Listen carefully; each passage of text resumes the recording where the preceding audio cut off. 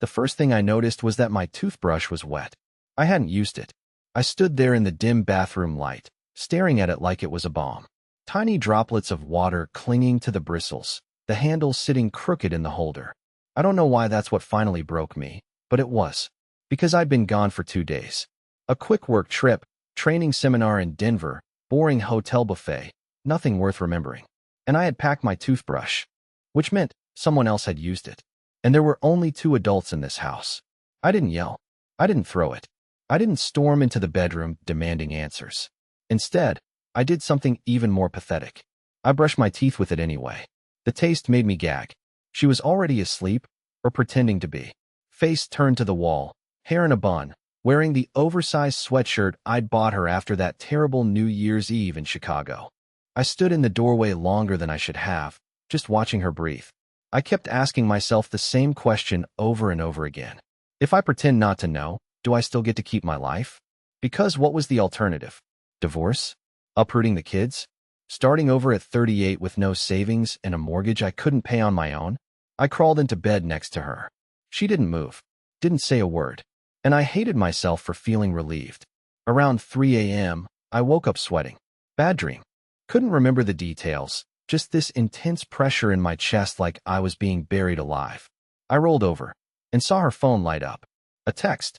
No name. Just a number. Miss you already. My mouth went dry. I didn't touch the phone. I just stared at that glowing message like it was radioactive.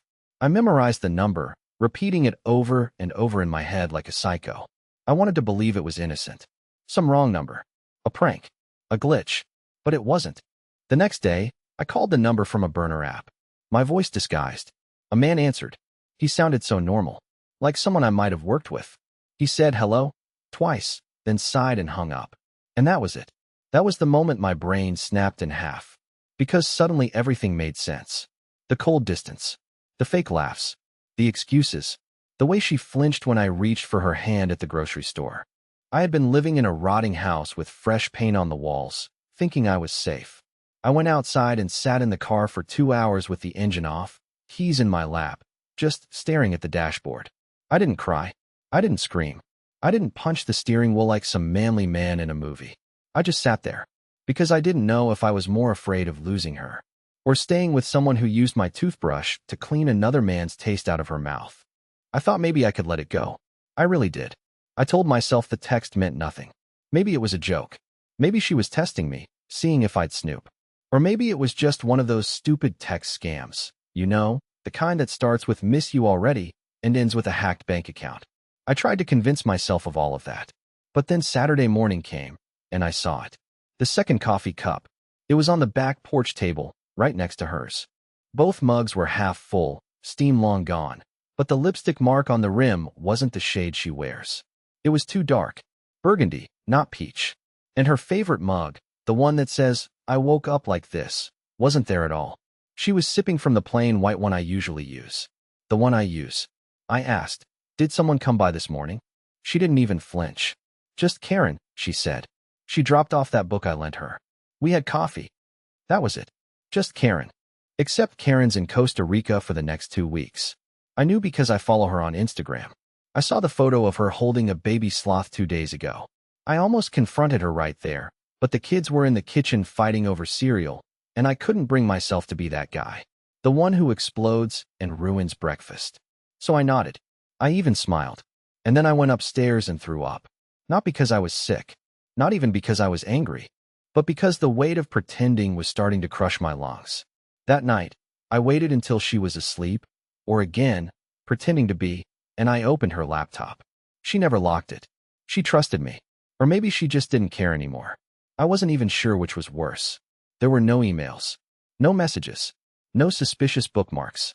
But in her browser history, there was something. How to delete iMessages remotely. I stared at it for 5 full minutes. Then I checked the timestamp. 2 days ago, the same night I came back from Denver. And suddenly everything was vibrating. My jaw, my fingers, even my knees. I couldn't tell if I was shaking or just unraveling from the inside. I closed the laptop. I lay next to her for hours that night, staring at the ceiling while she breathed calmly beside me, like someone who had nothing to hide. And I kept wondering, What kind of person shares coffee with someone in their husband's shirt and then lies about a friend being in another country? I wanted to scream, to rip the sheets off the bed and demand answers. But instead, I closed my eyes and said nothing. Because I knew the moment I asked the question, I'd have to face the answer. And I wasn't ready. Not yet. Not until I found out who he was. I used to pride myself on being honest. Not the self-righteous kind of honest, just the regular kind. The boring kind.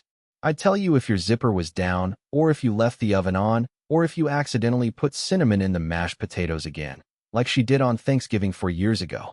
But last night, I lied. She asked me why I was late coming home. I told her I stopped to help a guy jump his car battery in the grocery store parking lot. Said I felt bad for him, standing there in the cold with cables in his hands and no clue what to do. That man didn't exist. What I was really doing was sitting outside her yoga studio in my car, watching the entrance like some paranoid loser. I'd memorized her class schedule weeks ago. She always went on Wednesdays at 6. Always. Except she didn't come out at 7:15 like usual. Not even close. It was 8:02 when she finally appeared. Not alone. A man came out right after her, maybe 30 seconds behind. Not close enough to look suspicious, but not far enough to be random either. He wasn't carrying a yoga mat, just his phone and keys. They didn't touch, didn't smile, didn't speak, but they walked to their cars parked right next to each other. And the second she turned on her headlights, so did he. They pulled out at the same time. He turned left. She turned right. Coincidence? Maybe. Maybe not. But I followed him. I know how that sounds. Crazy. Dangerous. Illegal. And yeah, it was probably all of those things. But I didn't care. I had to know. I needed a face. A name. Something solid to attach to this ghost that kept slipping through the cracks of my marriage. He drove a dark blue Subaru. Clean. No bumper stickers. No dents. Just plain. Like him. He looked like a dentist or a third-grade math teacher. The kind of man who folds his laundry while it's still warm. The kind of man my wife would say was just decent. He parked outside a small apartment complex 15 minutes from our house. Got out. Walked inside. That was it. No drama. No secret wave. No message sent. But in that moment, I hated him more than I've hated anything in my life. I drove home in silence. Didn't put on music. Didn't call anyone. I just kept replaying those 30 seconds in my mind. Him walking out behind her, the synchronized headlights, the matched parking spots. And I couldn't shake the feeling that I was being mocked by their choreography. When I came inside, she was already in the kitchen reheating leftover curry. She smiled. Traffic bad. And I said, without even blinking, yeah, helped some guy with his car. Then I kissed her on the cheek. And she kissed me back, like nothing had ever happened. That night, I dreamt that she was talking to him in our bedroom while I was screaming into a soundproof box. No matter how loud I yelled, she couldn't hear me. And when I finally opened the box, it was empty except for my toothbrush, the same one she'd used. When I woke up, I started planning. Not revenge. Not yet. Just preparation. Because I wasn't going to be the last one to know anymore. It's amazing how easy it is to buy something for betrayal. $34. That's what the voice recorder cost. I didn't even need to go into a shady store or anything. Just added it to my Amazon cart between a pack of furnace filters and a replacement lid for our blender. 2 days later, there it was on my doorstep, wrapped in that stupid smiley box like it was something innocent. I tested it 3 times before I used it. Once in the garage, once in the laundry room, once inside the linen closet, whispering just to make sure it could catch low tones. The sound was crystal clear. No static. No distortion. Every click and creak felt uncomfortably sharp in the playback. I waited until Thursday. Thursdays were her long days. Back-to-back client meetings, late lunch, maybe yoga, maybe not. She never came home before 8. I told her I had to run an errand across town. I said I'd be out most of the evening. She barely looked up from her phone. Okay, she said. Drive safe. It was too easy. I tucked the recorder inside the nightstand on her side of the bed. Wrapped in a black sock, just the tip of the mic poking out near the edge of the drawer. I wasn't proud of it. I wasn't even sure what I was hoping to find. But I needed confirmation. I needed to stop torturing myself with theories and what-ifs. I drove to a park. Sat in the dark like some ghost haunting his own life. I watched a dad play frisbee with his kids under the floodlights, laughing like he'd never tasted betrayal in his life. I hated him for that. 2 hours later, I went home. She was already in bed. Pretending to be asleep, I think. I didn't speak, just slipped under the covers, stared at the ceiling, and waited for the weight of my own chest to crush me. At 3:17 a.m., after she finally started snoring lightly, I got up. I went into the bathroom, locked the door, pulled the recorder from my jacket pocket, and sat on the toilet like some tragic parody of a spy. And then I pressed play. The first 45 minutes were nothing. Silence. A drawer opening. Footsteps. A phone ringing. Then, a voice. Not hers. Not mine. Male. Low. Confident. He called her Ash. Her middle name. She always said she hated it. Then her voice, soft and hushed, like it used to be when we were first dating. She giggled. Giggled. My wife hasn't laughed like that around me in years. They talked about nothing. Some book. A trip. His car. She said she liked the way he smelled today. He said he liked when she wore her hair that way, which I assume meant up, since she never wears it up for me anymore. Then a pause. Then a sound I wish I could unhear. A zipper. I stopped the playback. I stared at the wall, and I waited for something in me to break. But it didn't. I just sat there, numb, like my body was too tired to produce emotions anymore. The worst part? It wasn't rage. It was relief. Because now I knew. Now there was no guessing. No suspicion. No ugly imagining. It was real. She was real. He was real. And the life I thought I had was not. When I stepped out of the bathroom, she was still asleep, sprawled out across the bed like she had nothing to hide. The same sheets. The same scent. The same woman who used to ask me what color napkins we should get for Thanksgiving. I lay down beside her, and for the first time in months, I finally had a secret too. I wasn't going to confront her. Not yet. Because now I wanted to see what a liar looks like when they think they've won. She made French toast the next morning. I hadn't asked for it. She just woke me up with the smell of cinnamon and eggs, like some perfectly average wife doing perfectly average wife things. I sat at the table in silence while she hummed something off-key, flipping the bread like she didn't spend the night wrapped in the scent of another man. I didn't need it, but I told her it was delicious. She smiled. She smiled like she still loved me, like we still shared something. It was the same smile she gave me the night I proposed in that terrible seafood restaurant where the waiter spilled cocktail sauce on my lap. The same smile she wore when we brought our daughter home from the hospital. I used to believe in that smile. Now it made my skin itch. I spent the rest of the weekend playing a game I didn't know I was capable of playing. Every sentence I spoke was rehearsed. Every glance was calculated. Every casual hand on her shoulder, every inside joke I resurrected from 5 years ago, it was all performance. And the worst part? She didn't notice. That broke me more than the recorder ever could. Because if she didn't see the shift, if she couldn't feel the emptiness under my voice, then what did that say about what we used to have? About who she used to be with me? Or maybe I'd just been invisible all along. On Sunday afternoon, I suggested we go for a drive. Just us. No kids. She hesitated for half a second, barely, but I saw it. That flicker of calculation behind her eyes. A quick mental check to see if it would interfere with his schedule. But she smiled again and said, "Yeah, that'd be nice." We drove nowhere. Just down old back roads, past neighborhoods we could never afford, past fields that looked frozen in time. She talked about wanting to repaint the kitchen. Said she was thinking of going back to school part-time. She even asked if I thought we should get a dog. Like she was rebuilding the illusion brick by brick, testing to see if the walls still held. I nodded. I agreed. I even said the word golden retriever, like some half-sedated husband ready to play fetch with betrayal. And when she leaned over at the red light and kissed my cheek, I didn't pull away. Because I wanted to remember how it felt. I wanted to catalog the way her lips curved, how her breath warmed my skin, how her hand brushed mine when she pulled back. Not because I missed it, but because soon, it wouldn't be mine anymore. When we got home, she went a shower.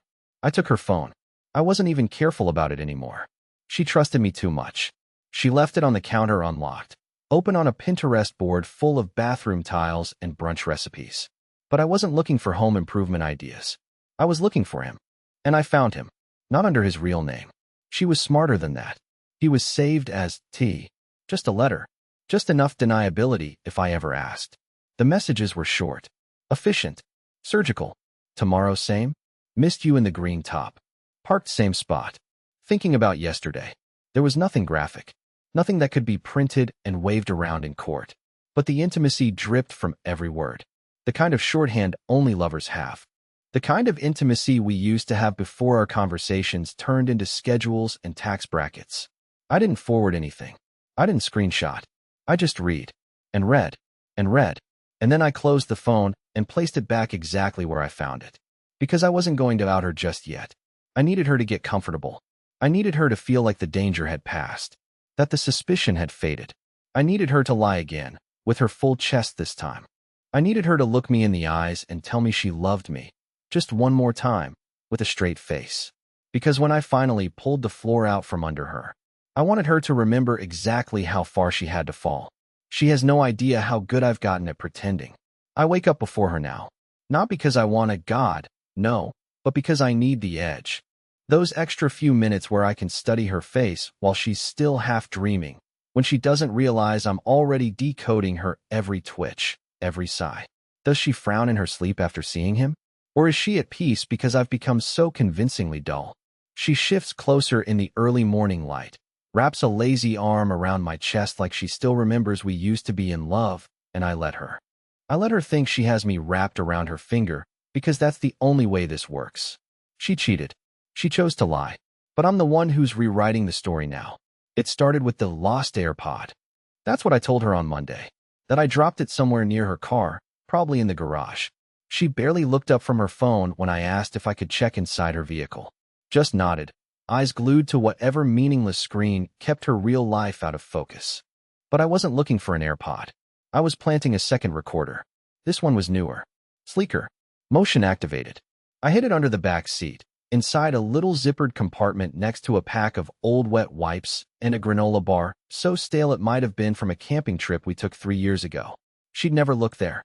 She barely knew how to open the hood. And then I waited. That's all this game ever really is, waiting. She doesn't know it yet, but every time she laughs a little too hard at a text, every time she says, "I'll be home late," in that sing-songy voice she thinks sounds casual, she's giving me a breadcrumb. And I've been collecting them in silence. Tuesday, she said she was going shopping after work. Said she needed a dress for my cousin's wedding. She doesn't even like my cousin. I kissed her goodbye and told her to take her time.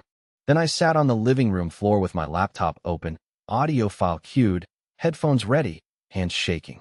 It started with music. Her car stereo. Something upbeat, something she used to hate. Then silence. Then her voice, low and nervous, like she was making a phone call. I couldn't hear the other side. Just her. She said, "No, he has no clue." She said, "I miss you more than I should." She said, "I wore the perfume you like." And then, after another long pause, she said something that didn't sound like her at all. "He's just so tired. Like a ghost." I laughed when I heard that. Laughed so hard I scared myself. Because she wasn't wrong. I am tired. I am a ghost. But I'm her ghost. I walk the halls of this house in silence, pass by the framed photos, the fake smiles, the wedding china we've never used. I haunt the life she thinks is still hers. But ghosts remember everything. And now? Now I had a new plan. I wasn't going to leave her. Not yet. That would be too easy. No. I was going to let her bury herself, slowly, painfully, with her own lies. I was going to give her more rope, more trust, more smiles. I was going to become the perfect husband again, the man she thought she could walk all over. Until the day she woke up and realized everything around her was gone. Not just me, but the house, the kids, the money, the safety, the illusion. Because when ghosts disappear, they don't come back. They take everything with them. It happened on a Thursday, 2 weeks after I planted the recorder in her car, and just 3 days after I told her I was thinking about therapy. I dropped the line over breakfast. Calm, flat, nothing dramatic. Just cracked an egg into a pan and said, "I've been feeling off lately. Maybe I should talk to someone." She froze, just for a second, long enough for her fingernail to miss the seam on the bag of bread she was opening, long enough for her to say, "Huh?" in that fake casual way people use when they panic. She recovered fast, offered me a smile, soft words about how proud she was that I was finally prioritizing myself. But that's when I saw it. The first crack. She's never liked the idea of me talking to anyone. Not because she thinks therapy is useless. She's gone herself, on and off for years. But because deep down she knows. Once I start saying things out loud, I won't stop. She's built a life on my silence. And now the dam's leaking. Later that night, I set my phone down face up on the counter. Made sure she saw it. Made sure she noticed the text notification that read, Dr. Allister, appointment confirmed, 11:30 a.m. Monday. There was no Dr. Allister. I made the number, spoofed the message, left just enough ambiguity to set the seed. She didn't ask. She just kept glancing at the phone when she thought I wasn't looking. The next day, she changed her password. On her phone, her laptop, even the tablet she barely uses. She started shutting doors more quietly, locking the bathroom, holding her phone screen just slightly out of view when she scrolled. She started wearing makeup to the grocery store again. Started asking me about my schedule, where I'd be, what time I'd be home. Not because she missed me, but because she was recalculating her escape routes. She started flinching when I touched her shoulder. It was beautiful. It was subtle, slow, delicious. The quiet horror of watching someone realize their leash had gone slack, and the cage door was still wide open, but something bigger was waiting just outside. I didn't need to scream or accuse or cry. All I had to do was exist a little louder than usual. I became more helpful, took out the trash without her asking, did the dishes before she got home, picked up her dry cleaning like it was the most normal thing in the world. I rubbed her neck when she complained about headaches, and I brought her tea when she said she couldn't sleep. Every act of kindness was a bullet I tucked back into the chamber, and she could feel it. One night, I found her sitting on the edge of the bathtub, staring at her reflection like she didn't recognize the face in the mirror. She didn't notice me watching from the hallway. She was picking at the skin around her thumb, the way she always did when she was nervous, whispering something to herself under her breath. I couldn't hear the words, but the rhythm was panicked, repetitive, like a prayer or a plea. I almost felt bad. Almost. But then I remembered how she giggled into that man's voicemail. How she said she'd worn perfume for someone else. How she used my toothbrush and lay beside me like I was stupid enough to believe it was love. No, she doesn't get my pity. She gets my patience. And that's what will break her in the end. Not the anger, not the confrontation, but the unbearable weight of me not leaving. Because cheaters expect to be caught. They're prepared for screaming, tears, broken plates, slammed doors. What they're never ready for is quiet revenge. The kind where you stay, where you wait, where you make sure they sleep in the bed they ruined every single night. She's starting to see it. She's starting to feel me watching, even when my eyes are closed. And when I finally open them, really open them, she'll beg me to shut them again. But it'll be too late. The plan was never to destroy her. Not really. I told myself that for a while, that I wanted to see her crumble, that I wanted her to beg, to unravel, to confess every secret with tears in her eyes and my name on her lips. I thought if I could just hold the mirror long enough, she'd finally look. But the truth is, I didn't want her to fall. I just wanted her to see me again. One night, not long after I left the fake therapist text on the counter, I found her standing in the laundry room, holding one of my old hoodies. Just standing there, breathing it in. She didn't know I was watching. She looked so small, so lost. I should have felt triumphant. I should have felt like I'd won. But I didn't. Because there's no victory in becoming someone you don't recognize just to mirror the person who broke you. So I stopped. I didn't confront her. I didn't expose her. I didn't leave a dramatic note or toss her phone into the fireplace or show the kids what she'd done. I didn't do any of that. Instead, I did something worse. I forgave her. Not out loud. Not in a letter. Not even to her face. I forgave her quietly, and I walked away. Not out of weakness. Not because I was afraid to fight, but because I finally understood this wasn't about winning. It was about peace. And I wasn't going to find mine in the ruins of a war she already lost long before I picked up a single weapon. So I packed a single bag. I waited until the kids were out of town with her sister for the weekend. I made myself one final cup of coffee, sat on the porch, listened to the wind rustling through the trees like it had been trying to talk to me this whole time. And when she walked in that night, hair damp from the gym, a bag of groceries in hand, humming something under her breath, she saw the note. Not a letter, not a threat, just 10 words. You already lost me. I just finally noticed. She called me 37 times that night, left 12 voicemails. The first few were angry, then confused, then broken. I listened to none of them, because I was already gone. I didn't run to another woman. I didn't crash on some friend's couch or hide in a hotel room. I found a quiet little place upstate. Nothing fancy, just air that tasted like something new and silence that wasn't poisoned. I started writing again, started running again, started sleeping again, without flinching every time the bed shifted beside me. She still sends messages now and then, some full of apologies, some just asking if I'm okay, some with photos of the kids, drawings they made, notes they wrote. I answer when I need to, kindly, gently, like a friend, because she's not my enemy. She's just not my home anymore. And maybe that's the best kind of ending this story could have had. Not revenge, not rage, just release.